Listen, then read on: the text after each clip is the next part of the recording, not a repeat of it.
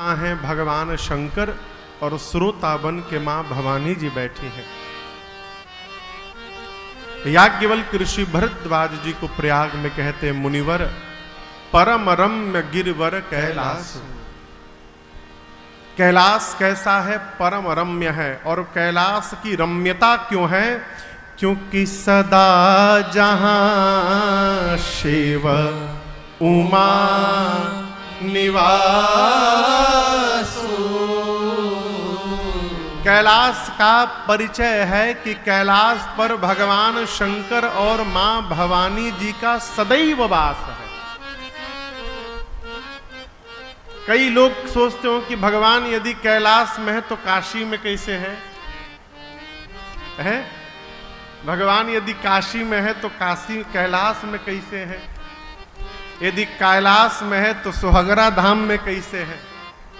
देखिए, जीव एक स्थान पर एक समय में रह सकता है, परंतु जो जगदीश है वो एक ही समय में धरती के तिनके तिनके से प्रकट होने की शक्ति रखता है। वो जहां चाहे वहीं प्रकट हो सकता है। अमित रूप प्रकटे ते ही काला, जथा जोग मिले सब ही कृपाला। भगवान शंकर एक स्वरूप से कैलाश में रहते हैं। भगवान शंकर एक स्वरूप से काशी में रहते हैं। भगवान शंकर के जितने धाम हैं बाबा एक एक स्वरूप से विराजमान हैं। एक स्वरूप से बाबा क्या साकेत में राम जी की सेवा में विराजमान है। और वही भगवान शंकर महापुरुषों के रूप में अवतार लेकर और पृथ्वी पर घूम घूम कर धर्म का प्रचार भी कर रहे हैं। ये भगवान है। इसलिए भगवान की सत्ता में कोई संशय का स्थान न हो। सदा जहां शिव उमा निवासु। भगवान शंकर और मां भवानी जी का सदैव वास है कैलाश में, इसीलिए कैलाश रम्य है, परम रम्य है। रम्य अर्थात मनोरम। मनोरम का अर्थात जिसके देखने के बाद मन वहीं जाकर रम जाए उसको मनोरम कहते हैं। आंखें हटने का नाम न ले। कई आप इसका अनुभव करिएगा, कई छोटे छोटे बच्चे इतने सुंदर भगवान बना देते हैं। यात्रा में आते जाते, ट्रेन में, बस में, जहाज में, किसी के भी बच्चे हो, इतने सुंदर लगते हैं कि मन करता है कि उनको हम निहारते रहें। ये क्या है? वो मनोरम स्वरूप है जिसने हमारे मन का हरण कर लिया है। कैलाश परम रम्य है। बाबा कहते उस कैलाश पर एक विशाल बट का वृक्ष है। अब यहां उस बट वृक्ष, बट यानी बरगद के वृक्ष का परिचय देखिए। नित नूतन सुंदर सब काला। श्री याज्ञवल्क्य जी कहते हैं, भरद्वाज जी, वो जो बरगद का वृक्ष कैलाश में है, उस वृक्ष की विशेषता है कि वो नित्य नवीन बना है। किसी भी काल में, किसी भी ऋतु में, किसी भी समय आप वहां पहुंचकर उसका दर्शन करिए, उसकी दिव्यता में, उसकी भव्यता में, उसकी नवीनता में कोई कमी होने वाली नहीं है। अब आप कहोगे ये कैसे संभव है महाराज? है ना? देखिए, शरीर बूढ़ा हो जाए परंतु मन को बूढ़ा होने से बचा के रखिएगा। जिसका मन बूढ़ा नहीं हुआ वो 100 साल की अवस्था में युवान की तरह व्यवहार करता है। मन बूढ़ा ना हो। कई युवान, शरीर तो युवान है, मन में बूढ़ा हो गया। जाए के बा मैरवा कौनिंगा जाए हम, बड़ा धूप बा, इतनी समस्या बता देंगे, आप कहेंगे भैया रहे तो हम ही चल जाता नहीं है? यह नवीनता क्यों है बरगद के वृक्ष में, बट वृक्ष में? क्योंकि इसी वृक्ष के नीचे बैठकर भगवान शंकर भजन किया करते हैं। ये भजन का प्रभाव है कि वो बट वृक्ष सदैव नवीन बना हुआ। यदि भजन के प्रभाव से वृक्ष नवीनता प्राप्त कर सकता है, तो क्या ये भजन के प्रभाव से हम और आप नवीनता नहीं प्राप्त कर सकते क्या? करके तो देखिए। पहले जैसा करिए, अभी आप घुमा दिए कुछ हो।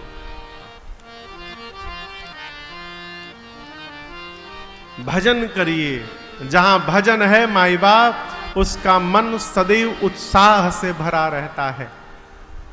जहां भजन है वहां आशा होती है, जहां भजन है वहां विश्वास होता है, और जहां आशा है, जहां विश्वास है, जहां उत्साह है, वहीं भगवान की भक्ति भी वास किया करती है। वो भगवान का भक्त होता है। भजन से मन को पुष्ट करिए। भगवान शंकर एक दिन उस बट वृक्ष का दर्शन किए। एक बार ते ही तर प्रभु गया, अतरु बिलो की उरा अति सुख भयाओ। एक बार ते तर प्रभु गया, एक बार ते ही तर, तर बुझाता, तर बुझाता भोजपुरी शब्द है। तर मने नीचे, वो करे तारे बा खोजा ना मिल जाई। एक बार ते ही तर, यानी उस वृक्ष के नीचे प्रभु गयऊ, बाबा गए, जाकर तरु बिलो की उरा अति सुख भयाओ। बाबा गए, जाकर वृक्ष देखे, ए बाबा गदगद हो गए। अब यहां एक निवेदन करूंगा, जिस प्रकार के दृश्य का हम और आप दर्शन करेंगे, वैसी हमारी मनोदशा का निर्माण होगा। जैसा दृश्य देखेंगे वैसा चिंतन प्रारंभ होगा। भगत का, संतों का, महापुरुषों का चित्र देखेंगे, मन में त्याग, वैराग्य, प्रेम उत्पन्न होगा। विषय का चित्र देखेंगे, मन में विषय उत्पन्न होगा। भगवान शंकर उस दिव्य बट वृक्ष का दर्शन किए, हृदय में आनंद हुआ, और अविलंब अपने हाथ से बाबा बाघंबर बिछाकर बैठ गए। बाबा बैठ गए परम शांत होकर। आप स्वरूप का दर्शन करिए। गोरे रंग सोहे अंग पर भुजंग, तरंग गंग जटा जूट में। गोरे रंग सोहे अंग पर भुजंग, तरंग गंग जटा जूट में। गोरे रंग सोहे अंग पर भुजंग, तरंग गंग जटा जूट में। गोरे रंग सोहे अंग पर भुजंग, तरंग गंग जटा जूट में।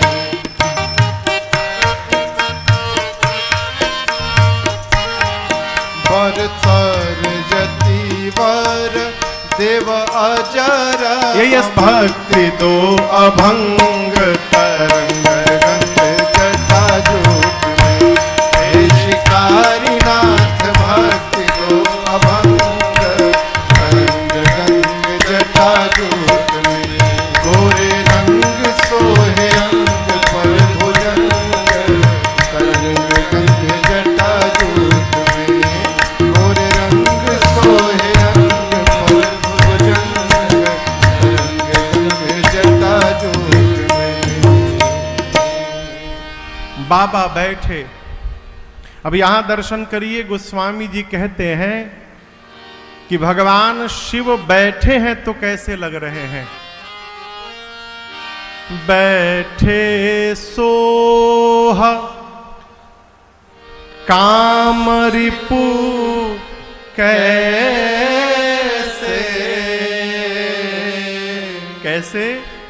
धरे शरीर शांत रस जैसे।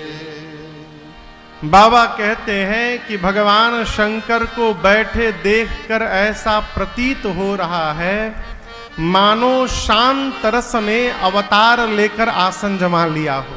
किस रस ने? शांत रस ने। परम शांत होकर बाबा बैठे हैं। ये शांति आएगी कैसे? एक बात याद रखिएगा, जिसके पास बहुत रुपया है वो शांत है, इस भ्रम से बाहर रहिएगा। ढेर रुपया हो गया के बाद बिनिया टिकिया खाए रात को नींद नहीं आती है, वो गोली खा के लोग सुतत है। परम शांति कैसे आएगी जीवन में? जब हम ये विश्वास कर लेंगे कि जो प्राप्त हुआ है इस जीवन के लिए पर्याप्त हो गया है, हमको शांति हो जाएगी। शांति इसीलिए नहीं हो पा रही है कि हमको संतोष नहीं हो रहा है। औरी कितना, अरे का कर बराई राई, अरे तू पाई पाई जोड़ के उड़ जई है सुगनवा एक दिन पिजरवा के छोड़ के उड़ जई है सुगनवा एक दिन पिजरवा के छोड़ के। इसको मानिए, इस सूत्र को याद रखिए, दिन रात कहिए, जो प्राप्त है जीवन के लिए पर्याप्त है। इसका अर्थ प्रयास न करना नहीं हुआ। प्रयास करिए, कर्म करिए, लेकिन वर्तमान में जहां पर है वहां संतुष्ट रहने का स्वभाव बनाइए। आपको कभी कोई अशांत कर ही नहीं सकता। यहां भगवान शंकर का नाम गोस्वामी जी ने शंकर शंभु शिव नहीं लिखा। क्या लिखा? बैठे सोह अरे काम रिपु कैसे। क्या नाम कहा? काम रिपु कहा। भगवान शिव का नाम है काम रिपु। रिपु यानी शत्रु, जिसने काम को ही भस्म कर दिया है। काम के शत्रु भगवान शंकर, अर्थात जो जीवन में कामनाओं को शांत कर लेगा उसका मन अपने आप शांत हो जाएगा, उसे शांति लानी नहीं पड़ेगी। अशांत इसलिए है कि कामनाएं ही नहीं समाप्त होने का नाम लेती। साइकिल पर चलने वाला परेशान है, मोटरसाइकिल क्यों नहीं हो रहा? मोटरसाइकिल वाला परेशान है, चार चक्का काहे नहीं क्यों होकर? भले बुलेरोवे हो जाओ, नैनो हो जाओ। नैनो वाला परेशान है कि बड़का गाड़ी काहे नहीं क्यों होकर? बड़का गाड़ी वाला BMW के लिए परेशान है। जिसके पास BMW है वो चार्टर्ड के लिए परेशान है। चार्टर्ड वाला बड़का हवाई जहाज के लिए परेशान है। कोई सुखी नहीं है, सब परेशान। प्रसंग कहता है जहां रहें वहां संतुष्ट रहें। प्रयास करिए, भगवान से कहिए, अरे जहां ले चलोगे वहीं मैं चलूंगा। जहां नाथ रख दोगे, जहां नाथ रख दोगे वहीं मैं रहूंगा। लेकिन जहां ले चलोगे वहीं मैं चलूं। आप कभी देखिए, मेरे बाबा कभी टेंशन में होते ही नहीं है, परम आनंद। आप सोच सकते हैं जिसके पास रहने का घर द्वार नहीं हो उसको टेंशन ना हो? सभी देवताओं का तो स्थान भी है, बाबा आनंद में रहते हैं। हो क्यों? बाबा जानते हैं जो प्राप्त है वो पर्याप्त है।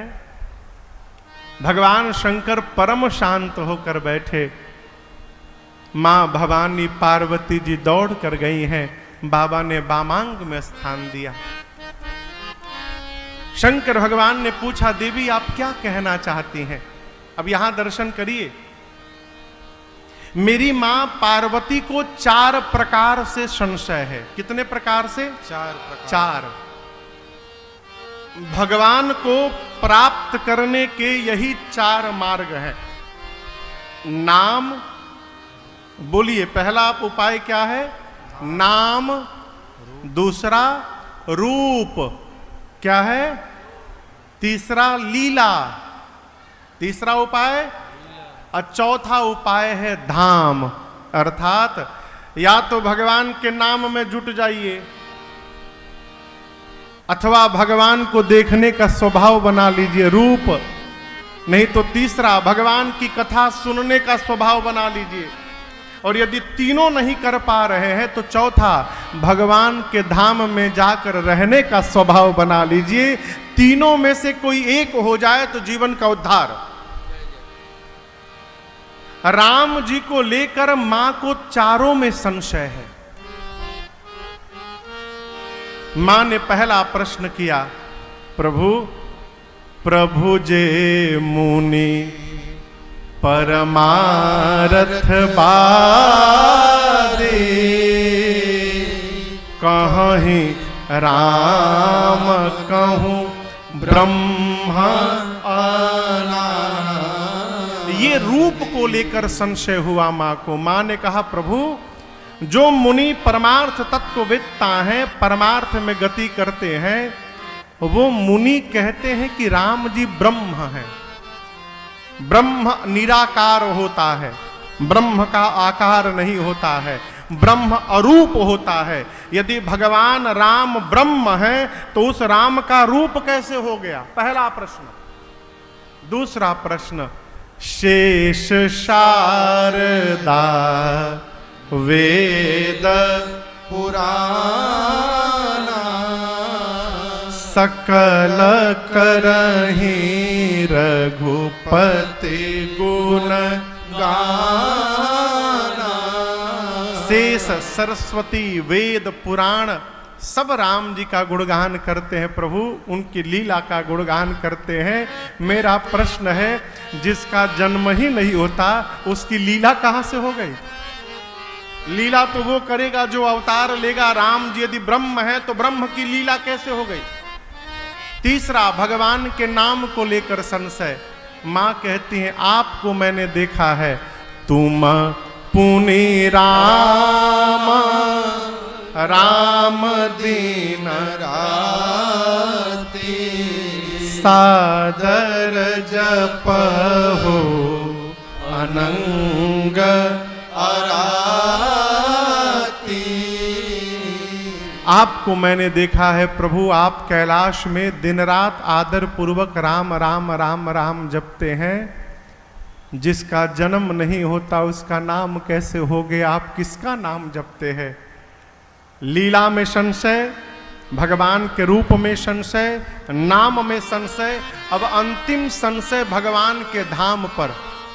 मां ने पूछा, प्रभु आप सभी लोग जिन राम की चर्चा कर रहे हैं वो राम जी क्या? राम सो अवध नृपति सुत सोई, की अज अगुण अलख गति को। क्या राम जी अयोध्या वाले महाराज दशरथ के आंगन में खेलने वाले राम जी हैं कि कोई दूसरे अजन्मा अलौकिक परम तत्व हैं? यदि राम जी ब्रह्म हैं तो ब्रह्म एक राजा का बेटा कैसे बन गया? राम जी यदि राजा के बेटे हैं तो जन्म लेने वाले राजकुमार को आप लोग ब्रह्म क्यों बता रहे हैं? ये मेरा प्रश्न है प्रभु। और मैं पिछले जन्म की भांति आपसे विवाद नहीं कर रही हूं नाथ। आज पार्वती आपसे संवाद करने बैठी है, मैं कथा सुनना चाहती हूं। मर्म से पूरा प्रश्न किया। मां के प्रश्न को सुनते ही भगवान शंकर के हृदय में रघुनाथ जी का रूप अवतरित हो गया। बाबा गदगद हो गए। और यहां भगवान शंकर ने मां पार्वती को धन्यवाद कहा है। ये प्रसंग कहता है, माई बाप, जो जीव आपको भगवान की याद दिला दे उस जीव को धन्यवाद दीजिए। दोनों हाथ जोड़ के दीजिए। आगे की बात सुनिए। यदि किसी के सताने से भगवान याद आ रहे हैं तो सताने वाले को भी धन्यवाद दीजिए। आप न सताते तो हमको भगवान कहां से याद आते है? यहां बाबा ने मां को धन्य धन्य कहा। कहा, देवी आपने कथा पूछी, मैं सुनाऊंगा, लेकिन आपसे एक बात कहूं। आप कह रही हैं कि सगुण भगवान निर्गुण भगवान दो हैं, ये निर्गुण भगवान सगुण कैसे हो गए? देवी मैं आपसे कहना चाहता हूं, ये निर्गुण और सगुण दो नहीं है, दोनों एक हैं। जानते, सबसे बड़ी समस्या आज यही है कि हम केकरा के पूजतानी। हमार भगवान बड़ तो हमार भगवान बड़।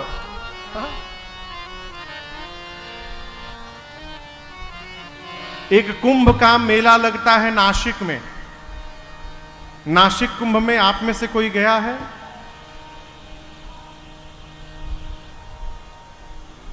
क्यों नहीं खेल का एजा से?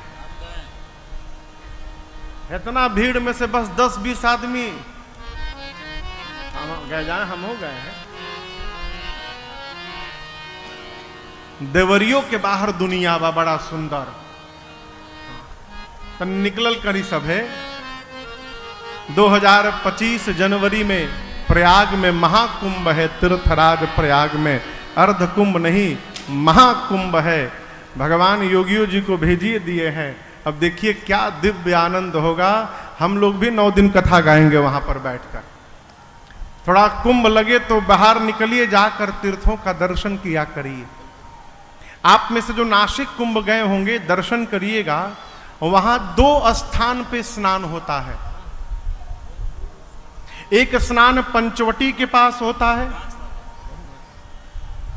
गोदावरी जी में, और दूसरा स्थान नासिक से लगभग 25-30 किलोमीटर दूर भगवान त्र्यंबकेश्वर का मंदिर है, वहां कुशावर्त कुंड है, वहां दूसरा स्नान होता है। तो जितने वैष्णव साधु हैं, महात्मा हैं, वैष्णव संप्रदाय के जितने साधक हैं, उनके आश्रम, उनका कैंप पंचवटी के पास लगता है।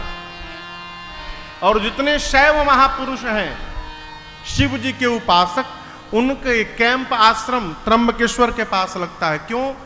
शैव के लोग वहां स्नान करेंगे, वैष्णव इधर स्नान करेंगे। बहुत सैकड़ों साल पहले आपस में युद्ध हो जाता था। शैव कहते थे हम बड़े, तो वैष्णव कहते थे हम बड़े, इसलिए वहां बंटवारा कर दिया गया। वैष्णव यहां नहाएंगे, शैव यहां नहाएंगे। और इसीलिए दर्शन करिए, गोस्वामी जी ने पूरे रामचरितमानस में स्थान स्थान पर यह दर्शन कराया है कि राम जी शंकर जी की पूजा करते हैं, शंकर जी राम जी को पूजा करते हैं। दोनों एक दूसरे को अपने से बड़ा मानते हैं। और वास्तव में माई बाप बड़ा वही है, वो बड़ा आदमी है। जो सब में बड़प्पन का दर्शन करे वो श्रेष्ठ आदमी है। भगवान शंकर ने धन्यवाद ज्ञापित किया और कहा, देवी आप कहती हैं सगुण निर्गुण 2 हैं। सगुण ही अगुण ही नहीं कछु भेदा, गावहि मुनि पुराण वेदा। सगुण में निर्गुण में कोई अंतर नहीं है। पानी को देखिए, पानी निराकार है, उसका कोई आकार नहीं है। लेकिन वही पानी जब बर्फ का टुकड़ा बनता है तो उसको आकार मिल जाता है, साकार हो जाता है। उसी प्रकार देवी भगवान भी निराकार हैं, परंतु जब जब उस निराकार भगवान को देखने के लिए उनके भक्त कल्पना करते हैं, भक्त उस भक्त के कल्पना के अनुसार भगवान रूप धारण करके प्रकट हो जाते हैं। यही भगवान का साकार होना है। शंकर जी कहते हैं भगवान के स्वरूप के बारे में लोग संशय करते हैं कि एक भगवान है कि दुई भगवान है। भगवान एक है। हम लोग जब बचपन में थे ना, तो रात को आंख अंगुली से दबा के चंद्रमा देखते थे। आप भी लोग किए होंगे। तो क्या होता है, आंख को जब उंगली से दबा के देखिएगा तो एक ही चंद्रमा कितने दिखाई देंगे? 2। जो नहीं देखा होगा रात को आज प्रैक्टिकल करके देख लेगा। हेंगा बंद कैला से ना हुई है कि दबावे के पड़ी धीरे से। आंख को धीरे से दबाइए तो 2-2 चंद्रमा दिखाई देने लगते हैं। अब आप बताइए, क्या उंगली से आंख दबाने से 2 चंद्रमा दिख रहे हैं तो क्या वास्तव में 2 चंद्रमा हो गए क्या? कहिए। अरे कहीं सब है नहीं, चंद्रमा एक ही है। उसी प्रकार हम अपनी अज्ञानता के कारण भगवान में भेद करते हैं कि ये राम जी नहीं, वो राम जी नहीं। भगवान भी एक ही हैं। हम अपनी अज्ञानता के कारण भगवान पर संशय करते हैं। भगवान राम परम प्रकाशक हैं, वहां अज्ञान रूपी अंधकार का स्थान ही नहीं है। देखिए, भगवान के पास बिहान नहीं होता है। ये बात को समझिएगा। बिहान समझता नहीं, बिहान मने सवेरा। भगवान के पास बिहान नहीं होता है। क्यों? यदि बिहान होगा तो इसका मतलब अंधकार था तब बिहान हुआ। बिना रात्रि की आए बिहान होने वाला नहीं है। चौपाई कहती है। चौपाई पढ़िए। सहज प्रकाश रूप भगवाना नहीं तह पुनि विज्ञान विहाना। आप ये कहेंगे कि भोर हो गया तो इसमें छिपा हुआ है कि भोर के पहले रात्रि थी। रात्रि थी